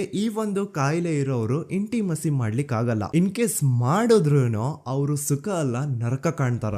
ಸೊ ಇಷ್ಟೆಲ್ಲ ವ್ಯಾಲಿಡ್ ಪಾಯಿಂಟ್ಸ್, ಇಷ್ಟೆಲ್ಲ ಫ್ಯಾಕ್ಟ್ಸ್ ಕಣ್ ಮುಂದೆ ಇರಬೇಕಾದ್ರೆ ಸ್ಟಿಲ್ ಪೊಲೀಸ್ ಅವರು ಯಾಕೆ ಈ ಕ್ರೈಮ್ ನ ಸಂತೋಷ್ ರಾವೇ ಮಾಡಿದಾನೆ ಅಂತ ಇವನ್ ಹಿಂದೆ ಬಿದ್ದಿದ್ದಾರೆ. ಯಾಕೆ ಅವರು ಈ ಕ್ರೈಮ್ ಇವನ್ ಬಿಟ್ರೆ ಬೇರೆ ಯಾರಾದ್ರೂ ಮಾಡಿರ್ಬೋದಲ್ಲ ಅಂತ ಆ ಆಂಗಲ್ ಅಲ್ಲಿ ಇನ್ವೆಸ್ಟಿಗೇಷನ್ ಮಾಡ್ತಿಲ್ವಲ್ಲ ಅಂತ ಪೊಲೀಸ್ ಅವರ ಇನ್ವೆಸ್ಟಿಗೇಷನ್ ಮೇಲೆ ಈಗ ಕ್ವಶನ್ ಬರುತ್ತೆ. So after hearing all of this, ಎಲ್ಲರಿಗೂ ಈಗ ಪೊಲೀಸ್ ಅವರ ಇನ್ವೆಸ್ಟಿಗೇಷನ್ ಇನ್ವೆಸ್ಟಿಗೇಷನ್ ಮೇಲೆ ಡೌಟ್ ಬರುತ್ತೆ. ಅಂಡ್ ಈವನ್ ಸೌಜನ್ಯ ಅವ್ರ ಮನೆಯವರು ಕೂಡ ನಿಜವಾದ ಆರೋಪಿ ಸಂತೋಷ್ ಅಲ್ಲ ಅಂತ ತಮ್ಮ ಅಭಿಪ್ರಾಯನ ವ್ಯಕ್ತಪಡಿಸ್ತಾರೆ. ಆಗ ಅಲ್ಲಿವರೆಗೂ ಸಂತೋಷ್ ರಾವ್ನ ಗಲ್ಲಿಗೇರಿಸಿ ಅಂತ ಏನು student protest and public protest ಎಲ್ಲ ನಡೀತಾ ಇತ್ತು, ಈಗ ಅದೆಲ್ಲ ನಿಂತು ಹೋಗಿ ಎಲ್ಲಾ ಹೇಟ್ರೇಡ್ ಪೊಲೀಸ್ ಅವ್ರ ಕಡೆಗೆ ಹೋಗುತ್ತೆ. ಪೊಲೀಸ್ ಅವರು ಈ ಕೇಸಲ್ಲಿ ಕರಪ್ಟ್ ಆಗಿದ್ದಾರೆ, ಪೊಲೀಸ್ ಅವರೇ ಸತ್ಯ ಮುಚ್ಚಿಡ್ಲಿಕ್ಕೆ ಟ್ರೈ ಮಾಡ್ತಿದ್ದಾರೆ. ಹಾಗಾಗಿ ಈ ಕೇಸ್ ನ ಇನ್ಮುಂದೆ ಪೊಲೀಸ್ ಅವರಲ್ಲದೆ ಸಿಬಿಐ ಅವರು ಇನ್ವೆಸ್ಟಿಗೇಷನ್ ಮಾಡಬೇಕು, ಈ ಕೇಸ್ ನ ಸಿಬಿಐ ಒಪ್ಸಿ ಅಂತ ಅಗೇನ್ ಪ್ರೊಟೆಸ್ಟ್ ಗಳು ಸ್ಟಾರ್ಟ್ ಆಗ್ತವೆ. ಸೊ ಧರ್ಮಸ್ಥಳದಲ್ಲಿ ಇಷ್ಟೊಂದು ಹೋರಾಟಗಳಾಗ್ತಿದಾವೆ, ಒಬ್ಳು ಹುಡುಗಿ ಜೊತೆ ಇಷ್ಟೊಂದು ಅನ್ಯಾಯ ಆಗಿದೆ, ಆದ್ರೂ ಸಹ ಧರ್ಮಾಧಿಕಾರಿ ಏನು ಮಾತೇ ಆಡ್ತಿಲ್ವಲ್ಲ ಈ ಹುಡುಗಿ ಬಗ್ಗೆ ಅಂತ ಜನರು ಪ್ರಶ್ನೆ ಮಾಡಿದಾಗ ಆಗ ಧರ್ಮಾಧಿಕಾರಿನೂ ಜನರು ಮುಂದೆ ಬಂದ್ಬಿಟ್ಟು ಈ ಕೇಸ್ ನ ಸಿಬಿಐ ಒಪ್ಸಿ ಅಂತ ಹೋರಾಟ ಮಾಡ್ತಾರ. ನಂತರ ಈ ಒಂದು ಕೇಸು ಪೊಲೀಸ್ ಅವರಿಂದ ಸಿಬಿಐ ಕೈಗೆ ಹೋಗುತ್ತೆ. ಸಿಬಿಐ ಕೈಗೆ ಹೋಗಿದ ತಕ್ಷಣ ಇಲ್ಲೇನು ಸತ್ಯ ಹೊರಗೆ ಬಂದಿಲ್ಲ. ಆ ಸಿಬಿಐ ಅವರು 3-4 ವರ್ಷ ಟೈಮ್ ತಗೊಂಡು ಮತ್ತೆ ಈ ಒಂದು ಕೇಸ್ ನ ರೀ ಇನ್ವೆಸ್ಟಿಗೇಷನ್ ಮಾಡ್ತಾರ. ಆದ್ರೆ ಅಲ್ಲೇನು ಇನ್ವೆಸ್ಟಿಗೇಷನ್ ಮಾಡ್ಲಿಕ್ಕೆ ಉಳ್ದೇ ಇರಲ್ಲ. ಆ ಪೊಲೀಸ್ ಅವರು ಅವ್ರ ಕೈಯಲ್ಲಿ ಈ ಕೇಸು ಇದ್ದಷ್ಟು ದಿನ ಎಷ್ಟಾಗುತ್ತೋ ಅಷ್ಟು ಎವಿಡೆನ್ಸ್ ನ ಡಿಸ್ಟ್ರಾಯ್ ಮಾಡ್ಬಿಟ್ಟಿರ್ತಾರ. ಸೊ ಹಾಗಾಗಿ ಅಲ್ಲಿ ಸಿಬಿಐ ಅವ್ರಿಗೆ ಇನ್ವೆಸ್ಟಿಗೇಷನ್ ಮಾಡ್ಲಿಕ್ಕೆ ಏನ್ ಉಳ್ದೇ ಇರಲ್ಲ. ಆದ್ರೂ ಸ್ಟಿಲ್ ಅವರು 3-4 ಇಯರ್ಸ್ ಟೈಮ್ ತಗೊಂಡು ನಂತರ ಫೈನಲಿ ಒಂದು ರಿಪೋರ್ಟ್ ನ ಕೋರ್ಟ್ ಗೆ ಸಬ್ಮಿಟ್ ಮಾಡ್ತಾರ. ಅಂಡ್ ಸಿಬಿಐ ಅವರು ಕೋರ್ಟ್ ಗೆ ಸಬ್ಮಿಟ್ ಮಾಡಿರುವಂತಹ ಆ ಒಂದು ರಿಪೋರ್ಟ್ ಅಲ್ಲಿ ಏನಿತ್ತು ಅಂದ್ರೆ ಸಿಬಿಐ ಇನ್ವೆಸ್ಟಿಗೇಷನ್ ಕನ್ಫರ್ಮ್ಸ್ ದಟ್ ಈ ಒಂದು ಕ್ರೈಮ್ ನ ಸಂತೋಷ್ ರಾವ್ ಮಾಡಿದಾನೆ ಅಂತ. ಆದ್ರೆ ಐರಾನಿ ಈಸ್ ಇದೇ ಒಂದು ರಿಪೋರ್ಟ್ ಅಲ್ಲಿ ಇವ್ರು ಏನ್ ಹೇಳ್ತಾರೆ ಅಂದ್ರೆ ಅವ್ರಿಗೆ ಯಾವುದೇ ತರ ಎವಿಡೆನ್ಸ್ ಸಿಕ್ಕಿಲ್ಲ ಅಂತ. ಯಾಕಂದ್ರೆ ಈ ಸೌಜನ್ಯ ಕೇಸ್ ಪೊಲೀಸ್ ಅವ್ರ ಕೈಯಲ್ಲಿ ಇದ್ದಾಗ ಪೊಲೀಸ್ ಅವರು ತಮ್ಮ ನಿರ್ಲಕ್ಷ್ಯದಿಂದ ಎಲ್ಲಾ ಎವಿಡೆನ್ಸ್ ನ ಕಳ್ಕೊಂಡ್ಬಿಟ್ಟಿರ್ತಾರ. ಅಂತದ್ರಲ್ಲಿ ಯಾವ ಒಂದು ಆಧಾರದ ಮೇಲೆ ಇವರು ಸಂತೋಷ್ ರಾವ್ ಈ ಕ್ರೈಮ್ ನ ಮಾಡಿದ್ದಾರೆ ಅಂತ ಕ್ವಶನ್ ಮಾಡಿದಾಗ ಸಿಬಿಐ ಅವ್ರ ಕಡೆಯಿಂದ ನೋ ಆನ್ಸರ್. ನೋಡಿ, ಮೊದ್ಲು ಈ ಒಂದು ಕೇಸ್ ನ ಪೊಲೀಸ್ ಅವರು ಇನ್ವೆಸ್ಟಿಗೇಷನ್ ಮಾಡಿ ನಂತರ ಈ ಒಂದು ಕೇಸು ಸಿಬಿಐ ಅವ್ರ ಕೈಗೆ ಹೋಗಿ ಅವರು 3-4 ವರ್ಷ ಟೈಮ್ ತಗೊಂಡು ಇನ್ವೆಸ್ಟಿಗೇಷನ್ ಮಾಡಿ ದೆನ್ ಫೈನಲ್ ರಿಪೋರ್ಟ್ ನ ಕೋರ್ಟ್ ಗೆ ಸಬ್ಮಿಟ್ ಮಾಡೋಷ್ಟ್ರಲ್ಲಿ ಸುಮಾರು 5-6 ವರ್ಷ ಕಳೆದು ಹೋಗಿರುತ್ತೆ. ಅಂಡ್ ಸ್ಟಿಲ್ ಈ ಒಂದು ಕೇಸ್ ಅಲ್ಲಿ ಏನೂ ಕನ್ಕ್ಲೂಷನ್ ಸಿಕ್ಕಿರಲ್ಲ. ಎವ್ರಿ ಇಯರ್ ಸೌಜನ್ಯನ ಬರ್ತ್ಡೇ ಇದ್ದಾಗ ಅಥವಾ ತಿಥಿ ಇದ್ದಾಗ ಅವಳನ್ನ ನೆನೆಸ್ಕೊಂಡು ಅವಳ ಹೆಸರಲ್ಲಿ public protest and student protest ನಡೀತಾನೆ ಇರ್ತವೆ. ಸೊ ಒಂದು ದಿನ ಈ ಒಂದು ಪ್ರೊಟೆಸ್ಟ್ ಗಳ ನ್ಯೂಸ್ ಗಿರೀಶ್ ಮುಟ್ಟಣ್ಣನವರ ಗಮನಕ್ಕೆ ಬರುತ್ತೆ. ಯಾರೀ ಗಿರೀಶ್ ಮುಟ್ಟಣ್ಣನವರ ಅಂದ್ರೆ ಇವರು very honest X police man. ನೀವು ನಂಬಲ್ಲ, ಇವ್ರು ಪೊಲೀಸ್ ಆಫೀಸರ್ ಇದ್ದಾಗ ಪಬ್ಲಿಕ್ ಅಲ್ಲಿ ಒಬ್ಬ MLA ಹೊಡೆದಿರ್ತಾರ. ಅಷ್ಟೇ ಅಲ್ಲ, ಪೊಲೀಸ್ ಡಿಪಾರ್ಟ್ಮೆಂಟ್ ಅಲ್ಲಿ ಕರಪ್ಷನ್ ಇದೆ, ಕರಪ್ಷನ್ ಇದ್ದಿದ್ ಕಡೆ ನಾನ್ ಇರಲ್ಲ ಅಂತ ಹೇಳ್ಬಿಟ್ಟು ತಮ್ಮ ಪೊಲೀಸ್ ಡ್ಯೂಟಿನ ಬಿಟ್ಬಿಟ್ಟು ಈಗ ಸಮಾಜದಲ್ಲಿ ಏನೇ ಅನ್ಯಾಯ ಆಗಿದ್ರು ಅದ್ರ ಅಗೇನ್ಸ್ಟ್ ವಾಯ್ಸ್ ರೈಸ್ ಮಾಡ್ತಿದಾರ. ಸೊ ಈ ಗಿರೀಶ್ ಮುಟ್ಟಣ್ಣನವರಿಗೆ ಸೌಜನ್ಯ ಕೇಸ್ ಬಗ್ಗೆ ಗೊತ್ತಾದಾಗ ಅವ್ರಿಗೆ ಈ ಕೇಸು ತುಂಬಾನೇ ಕಾಡುತ್ತೆ. ಅಲ್ಲ, ಇಷ್ಟೊಂದು ವರ್ಷಗಳಾಗೋಯ್ತು ಆ ಹುಡುಗಿ ಜೊತೆ ಅನ್ಯಾಯ ಆಗಿ, ಸ್ಟಿಲ್ ಈ ಒಂದು ಕೇಸ್ ನ ಕನ್ಕ್ಲೂಷನ್ ಸಿಕ್ತಿಲ್ವಲ್ಲ, ಏನ್ ನಡೀತಿದೆ ಧರ್ಮಸ್ಥಳದಲ್ಲಿ ಅರ್ಥ ಆಗ್ತಿಲ್ವಲ್ಲ ಅಂತ ಈ ಗಿರೀಶ್ ಅವರು ತಮ್ಮ ಹಳೆ ಪೊಲೀಸ್ ಕಾಂಟ್ಯಾಕ್ಟ್ಸ್ ನ ಯೂಸ್ ಮಾಡ್ಕೊಂಡು ಆ ಸೌಜನ್ಯ ಕೇಸ್ ಫೈಲ್ ನ ಒಂದು ಕಾಪಿನ ತಮ್ಮ ಹತ್ರ ತರಿಸ್ಕೋತಾರ. ಆ ಒಂದು ಕೇಸ್ ಫೈಲ್ ಅಲ್ಲಿ ಸೌಜನ್ಯ ಬಗ್ಗೆ ಅಷ್ಟೇ ಅಲ್ಲದೆ ಸಂತೋಷ್ ರಾವ್ ಬಗ್ಗೆನೂ ಇನ್ಫಾರ್ಮೇಶನ್ ಇರುತ್ತೆ. ಅಂಡ್ ಗಿರೀಶ್ ಅವರು ಸಂತೋಷ್ ಬಗ್ಗೆ ಇರುವಂತಹ ಇನ್ಫಾರ್ಮೇಶನ್ ನೋಡ್ತಾ ಇರ್ಬೇಕಾದ್ರೆ ಅವರು ಒಂದು ವಿಷಯನ ನೋಟಿಸ್ ಮಾಡ್ತಾರ. ಅದೇನಂತಂದ್ರೆ ಪೊಲೀಸ್ ಅವರು ಸಂತೋಷ್ ರಾವ್ನ ಬರೀ ಸೌಜನ್ಯ ಕೇಸಲ್ಲಿ ಒಂದೇ ಫಿಟ್ ಮಾಡಿರಲ್ಲ, ಸೌಜನ್ಯ ಸಾಯೋಕ್ಕಿಂತ 20 ದಿನ ಹಿಂದೆ ಧರ್ಮಸ್ಥಳದಲ್ಲೇ ನಡೆದಿರುವಂತಹ ಒಂದು ಕ್ರೈಮ್ ಅಲ್ಲಿನೂ ಸಹ ಸಂತೋಷ್ ರಾವ್ ಆರೋಪಿ ಅಂತ ಮೆನ್ಷನ್ ಮಾಡಿರ್ತಾರ. ಸೊ ಸೌಜನ್ಯ ಕೇಸ್ ಬಿಟ್ಟು ಆ ಇನ್ನೊಂದು ಕೇಸ್ ಯಾವುದು, ಅದಕ್ಕೂ ಸಂತೋಷ್ಗೂ ಏನ್ ಸಂಬಂಧ, ಅದ್ರಲ್ಲಿ ಯಾಕೆ ಸಂತೋಷ್ನ ಪೊಲೀಸ್ ಅವರು ಫಿಟ್ ಮಾಡಿದ್ರು ಅಂತ ಪ್ರತಿಯೊಂದು ಹೇಳ್ತೀನಿ. ಆದ್ರೆ ನಾನಿಲ್ಲಿ ಯಾರ್ದು ರಿಯಲ್ ನೇಮ್ಸ್ ನ ಬಳಸಲ್ಲ. ಯಾಕಂದ್ರೆ ಮುಂದೆ ಕೇಸಲ್ಲಿ ತುಂಬಾ ದೊಡ್ಡ ಪವರ್ಫುಲ್ ವ್ಯಕ್ತಿಗಳ ಹೆಸರುಗಳು ಬರ್ತವೆ. ಅಂಡ್ ನನ್ ವಿಡಿಯೋ ಯೂಟ್ಯೂಬ್ ಇಂದ ಡಿಲೀಟ್ ಆಗೋದು ನನ್ಗೆ ಇಷ್ಟ ಇಲ್ಲ. ಹಾಗಾಗಿ ನಾನಿಲ್ಲಿ ಯಾರ್ದು ರಿಯಲ್ ನೇಮ್ಸ್ ನ ಬಳಸ್ತಿಲ್ಲ. ಬಟ್ ಯಾರ ಬಗ್ಗೆ ಹೇಳ್ತಿದ್ದೀನಿ ಅಂತ ಒಂದ್ ಸ್ವಲ್ಪ ನೀವೇ ಅರ್ಥ ಮಾಡ್ಕೊಳ್ಳಿ. ನೋಡಿ, ಧರ್ಮಸ್ಥಳದಲ್ಲಿ ಮಾಫಿಯಾ ಕೈಂಡ್ ಆಫ್ ನಡೆಸ್ತಿರುವಂತಹ ಒಂದು ವೆರಿ ಪವರ್ಫುಲ್ ಗೌಡ್ರು ಕುಟುಂಬ ಇದೆ. ಇವ್ರ ಹತ್ರ ಬೇಜನ್ ಆಸ್ತಿ, ಬೇಜನ್ ದುಡ್ಡು, ಬೇಜನ್ ಪವರ್, ಬೇಜನ್ ಇನ್ಫ್ಲೂಯೆನ್ಸ್ ಎಲ್ಲಾನು ಇದೆ. ಆ ಊರಲ್ಲಿ ಈ ಗೌಡ್ರು ಕುಟುಂಬದ್ದು ಎಷ್ಟೊಂದು ಕಂಟ್ರೋಲ್ ಇದೆ ಅಂತಂದ್ರೆ ಅವ್ರನ್ನ ಎದುರು ಹಾಕೊಳ್ಳೋರೆ ಯಾರು ಇಲ್ಲ. ಅಂಡ್ ಈ ಒಂದು ಗೌಡ್ರು ಕುಟುಂಬ ಒಂದು ಪ್ರೈವೇಟ್ ಟ್ರಸ್ಟ್ ಹೆಸರಲ್ಲಿ ಒಂದು ವೆರಿ ಪಾಪ್ಯುಲರ್ ದೇವಸ್ಥಾನನ ಸುಮಾರು ವರ್ಷಗಳಿಂದ ತಲೆ ಮಾರುಗಳಿಂದನೂ ನಡ್ಸ್ಕೊಂಡ್ ಬಂದಿರ್ತಾರ. ಅದೇ ಒಂದು ದೇವಸ್ಥಾನದಲ್ಲಿ 60 ವರ್ಷ ವಯಸ್ಸಾಗಿರುವಂತಹ ನಾರಾಯಣ ಅನ್ನೋ ಒಬ್ಬ ವ್ಯಕ್ತಿ ಮಾವುತನಾಗಿ ಕೆಲಸ ಮಾಡ್ತಿರ್ತಾನೆ. ನಾರಾಯಣ ಅವ್ರ ತಂದೆನೂ ಅದೇ ದೇವಸ್ಥಾನದಲ್ಲಿ ಮಾವುತಾಗಿ ಕೆಲಸ ಮಾಡ್ತಾ ಇದ್ರು, ಅವ್ರ ತಂದೆನೂ ಅದೇ ದೇವಸ್ಥಾನದಲ್ಲಿ ಮಾವುತಾಗಿ ಕೆಲಸ ಮಾಡ್ತಾ ಇದ್ರು. ಸೊ ಹೀಗೆ ತಲೆ ಮಾರುಗಳಿಂದ ಮಾವುತಾಗಿನೇ ನಾರಾಯಣನ ಕುಟುಂಬ ಆ ಒಂದು ದೇವಸ್ಥಾನದಲ್ಲಿ ಕೆಲಸ ಮಾಡ್ತಾ ಇರುತ್ತೆ. ಸೊ ಒಮ್ಮೆ ತುಂಬಾ ವರ್ಷಗಳ ಹಿಂದೆ ನಾರಾಯಣ ಅವ್ರ ತಂದೆ ಆ ದೇವಸ್ಥಾನದಲ್ಲಿ ಮಾವುತಾಗಿ ಕೆಲಸ ಮಾಡ್ತಾ ಇರ್ಬೇಕಾದ್ರೆ ಆಗಿನ ದೇವಸ್ಥಾನದ ಧರ್ಮಾಧಿಕಾರಿ ಆ ಮಾವುತನ ಕೆಲ್ಸದ ಮೇಲೆ ಇರುವಂತಹ ನಿಷ್ಠೆ, ಅವನ ನಿಯತ್ತು ಅಂಡ್ ತಲೆಮಾರುಗಳಿಂದ ಅವರು ದೇವಸ್ಥಾನಕ್ಕೆ ಸಲ್ಲಿಸ್ತಿರುವಂತಹ ಸೇವೆನ ಮೆಚ್ಚಿ ಆ ಧರ್ಮಾಧಿಕಾರಿ ಆ ನಾರಾಯಣ ಅವ್ರ ತಂದೆ ಆ ಮಾವುತನಿಗೆ ಒಂದು ಜಮೀನ್ ಕೊಡ್ತಾರೆ ಆಸ್ ಎ ಗಿಫ್ಟ್ ಆಗಿ. ಸೊ ಈಗ ಫ್ಲಾಶ್ ಬ್ಯಾಕ್ ಇಂದ ಒಂದ್ ಸ್ವಲ್ಪ ಮುಂದೆ ಬರುವ 2010-11ರಲ್ಲಿ ಯಾವೊಂದು ಜಮೀನ ಆಗಿನ ಧರ್ಮಾಧಿಕಾರಿ ನಾರಾಯಣ ಅವ್ರ ತಂದೆಗೆ ಆಸ್ ಎ ಗಿಫ್ಟ್ ಆಗಿ ಕೊಟ್ಟಿದ್ರು, ಈಗ ನಾರಾಯಣ ಅವ್ರ ತಂದೆ ಸತ್ ಹೋಗಿ ಆ ಒಂದು ಜಮೀನು ನಾರಾಯಣ ಹೆಸರಿಗೆ ಆಗಿರುತ್ತೆ. ಅಂಡ್ ಆಗಷ್ಟೇ ಗೊತ್ತಾಗುತ್ತೆ ಆ ಜಮೀನ ವೆರಿ ಆಪೋಸಿಟ್ ಒಂದು ದೊಡ್ಡ ಹೈವೇ ಬರ್ತಿದೆ ಅಂಡ್ ಅದರಿಂದ ಜಮೀನ ರೇಟು 10 ಪಟ್ಟು ಜಾಸ್ತಿ ಆಗುತ್ತೆ ಅಂತ. ಸೊ ಈ ವಿಷಯ ಗೊತ್ತಾಗಿ ನೋಡಿ ದಾನ ಮಾಡದಂತಹ ಧರ್ಮಾಧಿಕಾರಿ ಅಂತೂ ಸತ್ ಹೋದ್ರು, ಆದ್ರೆ ಅವ್ರ ಮುಂದಿನ ಪೀಳಿಗೆ ಅವ್ರಿಗೆ ಈ ಜಮೀನ್ ಮೇಲೆ ಕಣ್ಬಿದ್ದು ನಾರಾಯಣ ಅವ್ರ ಹತ್ರ ಆ ಜಾಗನ ವಾಪಸ್ ಕೇಳ್ತಾರ. ಆದ್ರೆ ನಾರಾಯಣ ಕೊಡಲ್ಲ. ಇಲ್ಲ ನಾನ್ ಯಾಕೆ ಕೊಡ್ಲಿ, ನಮ್ ತಂದೆಯಿಂದ ಸಿಕ್ಕಿರುವಂತಹ ಜಮೀನ್ ಇದು, ನಮ್ ತಂದೆಯ ಕೊನೆ ಗುರುತು ಇದು ನನ್ನ ಹತ್ರ ಇರೋದು, ಸೊ ಇದನ್ನ ನಾನ್ ಯಾವುದೇ ಕಾರಣಕ್ಕೂ ಬಿಟ್ಕೊಡಲ್ಲ ಅಂತ ಆ ಗೌಡ್ರು ಕುಟುಂಬನ ನಾರಾಯಣ ಎದುರು ಹಾಕೋತಾರ. ಆಗ ಗೌಡ್ರು ಕುಟುಂಬದವ್ರಿಗೆ ಕೋಪ ಬಂದು ಅವ್ರೇನ್ ಮಾಡ್ತಾರೆ ಅಂದ್ರೆ ನಾರಾಯಣ ಮನೆಗೆ ನೀರಿನ ಸಪ್ಲೈ ಇರುತ್ತಲ್ವಾ ಅದನ್ನ ಬಂದ್ ಮಾಡ್ತಾರ, ಎಲೆಕ್ಟ್ರಿಸಿಟಿ ಸಪ್ಲೈನು ಕಟ್ ಆಫ್ ಮಾಡ್ತಾರ, ಊರಲ್ಲಿರುವಂತಹ ಎಲ್ಲಾ ಚರಂಡಿಗಳನ್ನ ಕ್ಲೀನ್ ಮಾಡಿ ಆ ಕಸ ಏನಿರುತ್ತೋ ಅದನ್ನ ತಂದು ನಾರಾಯಣ ಮನೆ ಮುಂದೆ ಹಾಕ್ತಾರ. ಇಷ್ಟೇ ಅಲ್ಲ, ನಾರಾಯಣ ಅವ್ರ ಹೆಂಡತಿ ಮಕ್ಕಳು ಎಲ್ಲಾದ್ರೂ ಆಚೆ ಹೋಗ್ತಾ ಬರ್ತಾ ಇದ್ರೆ ಅವ್ರನ್ನ ಕೆಟ್ಟದಾಗ ಬೈಯೋದು, ಹೊಡ್ಕೊಳ್ಳೋದು, ಬಡ್ಕೊಳ್ಳೋದೆಲ್ಲ ಮಾಡ್ತಿರ್ತಾರ. ಇಷ್ಟೆಲ್ಲ ಆಗ್ತಾ ಇದ್ರು ಸ್ಟಿಲ್ ನಾರಾಯಣ ಮಾತ್ರ ಆ ಜಾಗನ ಬಿಟ್ಕೊಡಲ್ಲ. ಆ ಜಾಗದ್ಗೋಸ್ಕರ ನೀನ್ ಬೇಕಿದ್ರೆ ಇದನ್ನೆಲ್ಲ ಸಹಿಸ್ಕೊಂಡಿರಪ್ಪ, ನಮ್ ಕೈಲಂತೂ ಆಗಲ್ಲ ಅಂತ ನಾರಾಯಣನ ಹೆಂಡತಿ ಮಕ್ಕಳು ಅವನ್ನ ಬಿಟ್ಟು ಬೇರೆ ಊರಿಗೆ ಹೋಗ್ಬಿಡ್ತಾರ. ಈಗ ಮನೆಯಲ್ಲಿ ನಾರಾಯಣ ಅಂಡ್ 45 ವರ್ಷ ವಯಸ್ಸಿರುವಂತಹ ನಾರಾಯಣ ಅವ್ರ ತಂಗಿ ಯಮುನಾ ಅವ್ರು ಮಾತ್ರ ಇಬ್ರೇ ಇರ್ತಾ ಇದ್ರು. ಸೊ ಒಂದೊಳ್ಳೆ ಅವಕಾಶ ನೋಡ್ಕೊಂಡು 21 ಸೆಪ್ಟೆಂಬರ್ 2012 ಮನೆಯಲ್ಲಿ ನಾರಾಯಣ ಹಾಗೂ ಯಮುನಾ ಇರ್ಬೇಕಾದ್ರೆ ಯಾರೋ ಮನೆ ಒಳಗಡೆ ನುಗ್ಗಿ ನಾರಾಯಣನ್ಗೆ ಹೊಡೆದು ಯಮುನಾಗೂ ಸಹ ಹೊಡೆದು ನಂತರ ಅವಳು ಮಾಡಿ ದೆನ್ ನಾರಾಯಣ ಹಾಗೂ ಯಮುನನ ತಲೆನ ಒಂದು ರುಬ್ಬಗುಂಡಿಂದ ಚಚ್ಚಿ ಸಾಯಿಸ್ಬಿಡ್ತಾರ. ಈ ಕೊಲೆ ಆಗಿದ್ದು ಕಳ್ಳತನಗೋಸ್ಕರ ಅಂತ ಪೊಲೀಸ್ ಅವರು ತಮ್ಮ ರಿಪೋರ್ಟ್ ಅಲ್ಲಿ ಬರೀತಾರ. ಆದ್ರೆ ಪಾಯಿಂಟ್ ಏನ್ ಗೊತ್ತಾ, ಆ ಮನೇಲಿ ಒಂದ್ ಸ್ವಲ್ಪನೂ ಹಣ ಆಗ್ಲಿ ಅಥವಾ ಬಂಗಾರ ಆಗ್ಲಿ ಕಳ್ಳತನ ಆಗಿರಲ್ಲ. ಕಳ್ಳತನ ಆಗಿರೋದು ಕೇವಲ ಆ ಮೇನ್ ರೋಡ್ ಅಲ್ಲಿ ಇದ್ದಂತಹ property papers.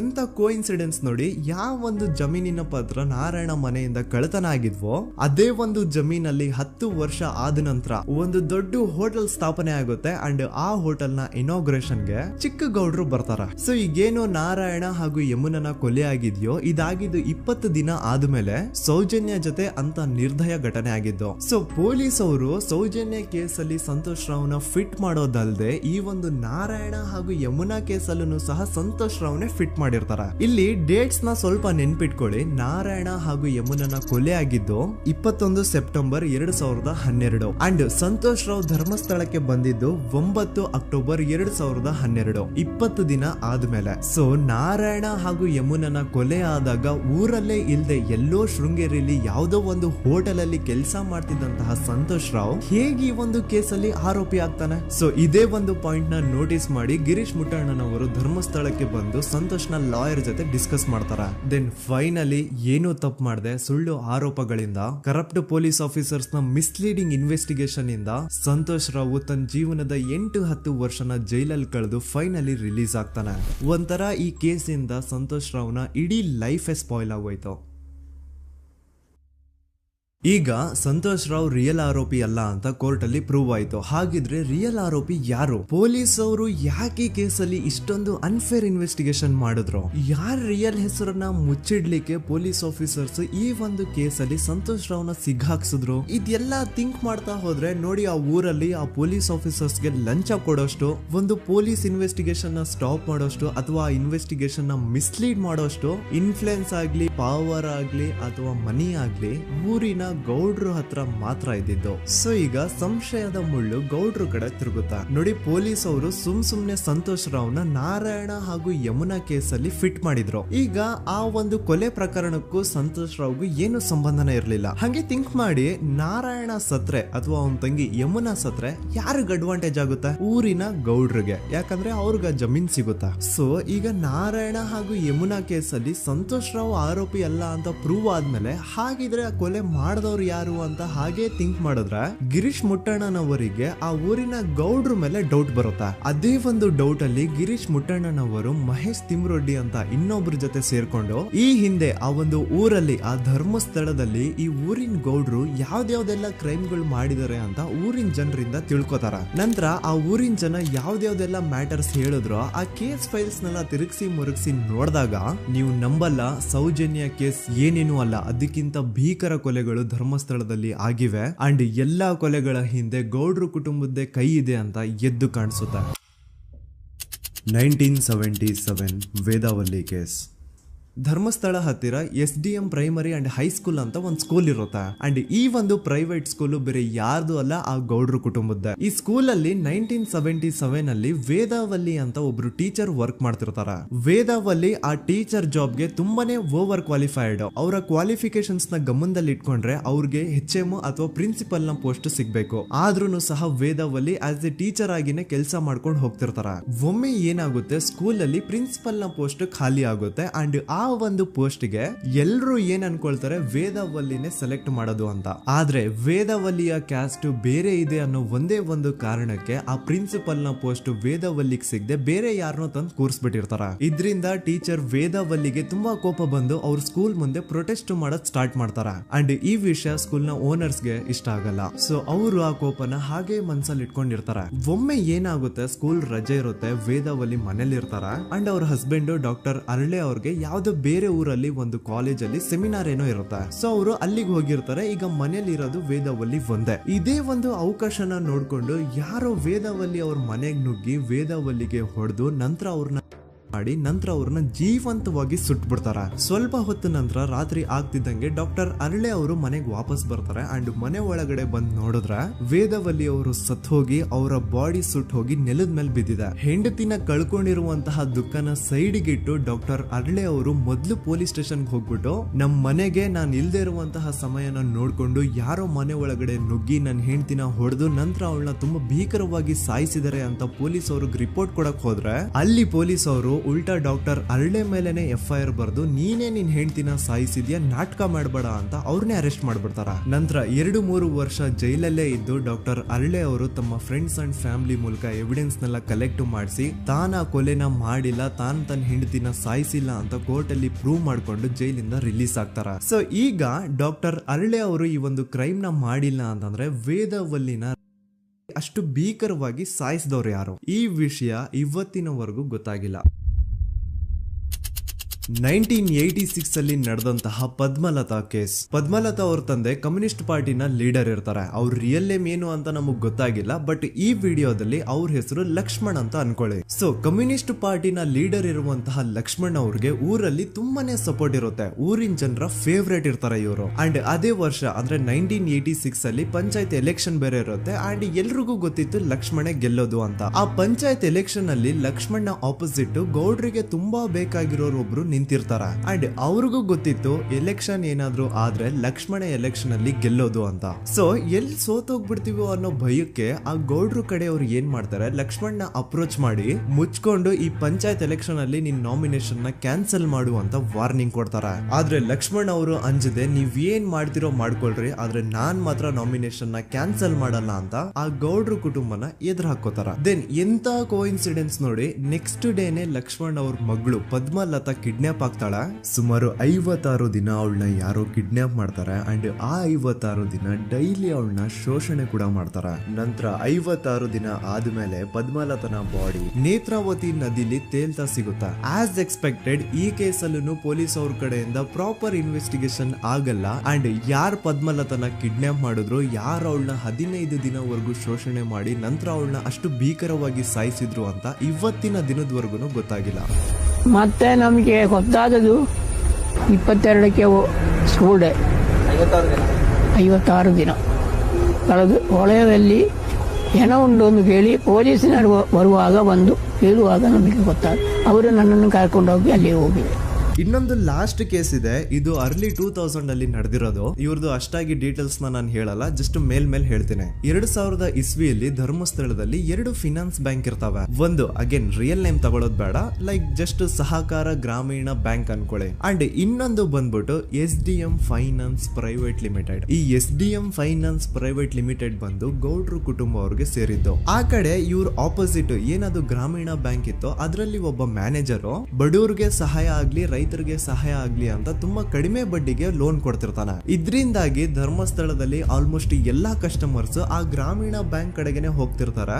SDM finance private limited ಕಡೆಗೆ ಯಾರು ಬರ್ತಿರಲ್ಲ. ಇದ್ರಿಂದ ಗೌಡ್ರಿಗೆ ಲಾಸ್ ಆಗ್ತಿರುತ್ತ. ಸೊ ಅವ್ರೇನ್ ಮಾಡ್ತಾರೆ, ಆ ಗ್ರಾಮೀಣ ಬ್ಯಾಂಕ್ ನ ಮ್ಯಾನೇಜರ್ ಏನಿದ್ನೋ ಅವನ್ಗೆ ಒಂದು ಸ್ವೀಟ್ ವಾರ್ನಿಂಗ್ ಕೊಡ್ತಾರ. ಮುಚ್ಕೊಂಡು ಇನ್ಮೇಲೆ ಇಂದ ನಿನ್ ಲೋನ್ಸ್ ಕೊಡೋದನ್ನ ನಿಲ್ಸ್ಬಿಡು. ಇನ್ ಕೇಸ್ ಲೋನ್ ಕೊಟ್ರು ನಾವ್ ಯಾವ ಇಂಟ್ರೆಸ್ಟ್ ರೇಟ್ ಗೆ ಲೋನ್ ನ ಕೊಡ್ತಾ ಇದೀವೋ ಅದೇ ರೇಟ್ ಗೆ ನೀನು ಕೊಡುವ ಅಂತ ಫೋರ್ಸ್ ಮಾಡ್ತಾರ. ಆದ್ರೆ ಆ ಗ್ರಾಮೀಣ ಬ್ಯಾಂಕ್ ನ ಮ್ಯಾನೇಜರ್ ಇದ್ಯಾವುದನ್ನು ಕಿವಿಗೆ ಹಾಕೊಳ್ಳಾರ್ದೆ ಅವ್ನ್ ಕೆಲಸ ಅವ್ನ್ ಮಾಡ್ಕೊಂಡು ಹೋಗ್ತಾನ.